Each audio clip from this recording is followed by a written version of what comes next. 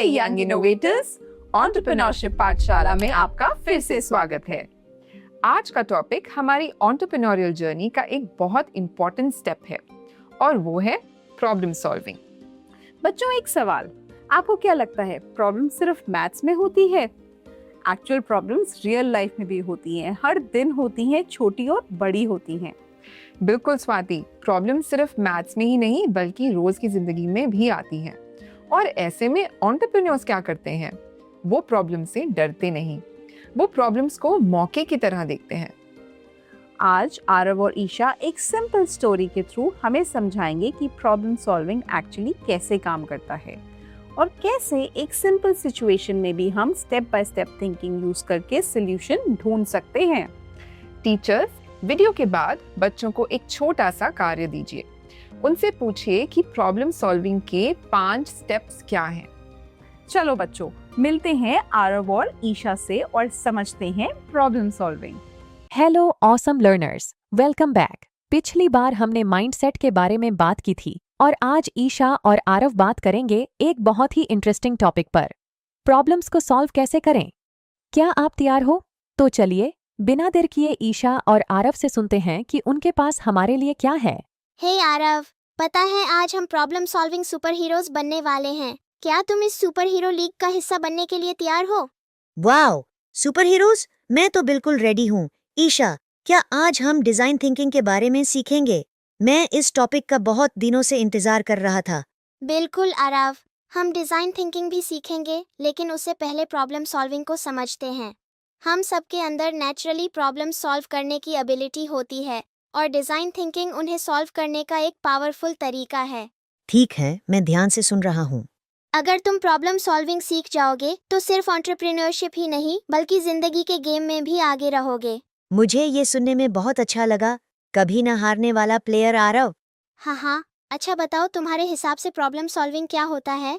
जैसे कोई difficult maths equation solve करना। बिल्कुल, वो भी एक प्रॉब्लम है, लेकिन हम अपनी रोज की जिंदगी में भी बहुत सारी प्रॉब्लम्स फेस करते हैं।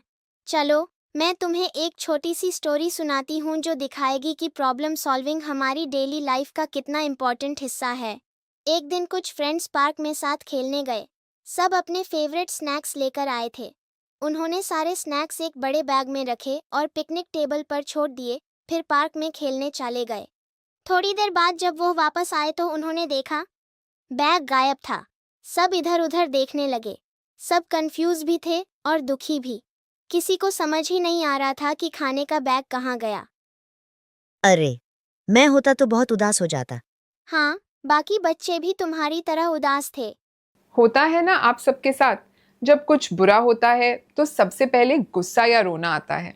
पर एक स्मार्ट एंटरप्रेन्योर वही है जो उदास होने के बजाय तुरंत अपने डिटेक्टिव मोड को ऑन कर ले। देखें अब आगे क्या होता है।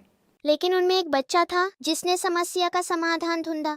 उसने सबसे पहले कहा, हमने अपना खाने का बैग इसी टेबल पर रखा था और अब वो यहाँ नहीं है। फिर उसने सवाल पूछने शुरू किए।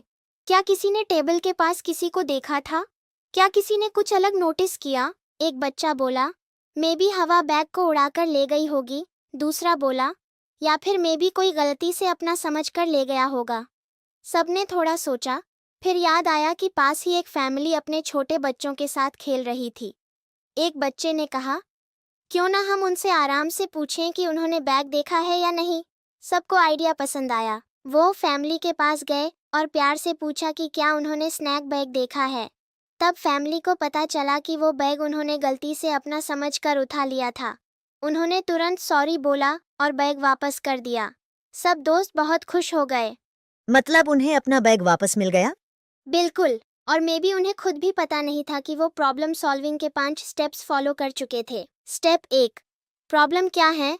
उन्होंने पहचाना कि उनका स्नैक बैग मिसिंग है। स्टेप 2, क्वेश्चंस पूछो। लीड लेने वाले बच्चे ने क्वेश्चंस पूछकर और इन्फॉर्मेशन कलेक्ट की। Step 3, solutions. सोचो, उन्होंने अलग अलग पॉसिबिलिटीज के बारे में सोचा। मे बी हवा उड़ा ले गई या किसी ने गलती से ले लिया। स्टेप 4, एक्शन लो। उन्होंने फैमिली के पास जाकर पोलाइटली पूछने का डिसीजन लिया। स्टेप 5, इम्पैक्ट देखो। क्वेश्चंस पूछने और एक्शन लेने से मिसअंडरस्टैंडिंग क्लियर हो गई और प्रॉब्लम सॉल्व हो गई। उन्हें अपना स्नैक बैग वापस मिल गया। वाओ, अब मुझे प्रॉब्लम सॉल्विंग और अच्छी तरह समझ आ गई। थैंक्स ईशा। तो अब तुम समझ गए होगे कि प्रॉब्लम सॉल्विंग वो चीज़ है जो हम रोज अपनी जिंदगी में करते हैं। जब भी कोई प्रॉब्लम आए, उदास होने या हार मान लेने के बजाय हमें उसका सामना हिम्मत से करना चाहिए। सच तो ये है कि हर प्रॉब्लम हमें कुछ नया सीखने का मौका देती है, और अगर तुम प्रॉब्लम सॉल्विंग माइंडसेट डेवलप कर लोगे तो यह सिर्फ एंटरप्रेन्योरशिप में ही नहीं बल्कि जिंदगी के हर कदम पर तुम्हारी बहुत मदद करेगा। तो आज आरव ने और हम सब ने ये सीखा कि प्रॉब्लम सॉल्विंग सिर्फ क्लासरूम एक्टिविटी नहीं है, ये रोजमर्रा की जिंदगी का एक हिस्सा है। और हर बार की तरह ईशा ने हमें एक सिंपल फ्रेमवर्क दिया जो हम ऑलमोस्ट हर प्रॉब्लम पर यूज कर सकते हैं। प्रॉब्लम जिंदगी का एक हिस्सा है, बट एंटरप्रेन्योरियल सोच वाले इंसान के लिए प्रॉब्लम एक मौका है। जब आप प्रॉब्लम सॉल्विंग को एक हैबिट बना लोगे तो आप सिर्फ क्लासरूम में ही नहीं, लाइफ में भी बहुत आगे बढ़ जाओगे। अगर आपको ये एपिसोड अच्छा लग रहा है और कुछ नया सीखने को मिल रहा है तो प्लीज लाइक और सब्सक्राइब जरूर करें। और वीडियो के कमेंट सेक्शन में ज़रूर लिखिए कि आप कौन सी सिटी से देख रहे हैं, आप कौन से स्कूल और ग्रेड के बच्चों को ये सेशन दिखा रहे हैं। अगर आपको लगता है कि ये वीडियो और पेरेंट्स, टीचर्स या बच्चों को देखना चाहिए तो प्लीज़ इसे शेयर ज़रूर कीजिएगा। हमारे पास एक ही तरीका है ये जानने का कि आपको ये सेशंस पसंद आ रहे हैं। आपका एक छोटा सा क्लिक हमारे लिए बहुत बड़ा मोटिवेशन बन जाता है। आज का शाउट आउट है फॉर। इसी तरह आप हमें सेल्फी भेजते रहिए और हम आपको शाउट आउट देते रहेंगे। अगर आपको यह वीडियो हेल्पफुल लगा हो तो लाइक, कमेंट, सब्सक्राइब और शेयर करना मत भूलिए। ऐसे ही और एक्साइटिंग कंटेंट के लिए जुड़े रहिए जो आपके बच्चों को उनकी एंटरप्रेन्योरियल जर्नी में इंस्पायर और गाइड करेगा।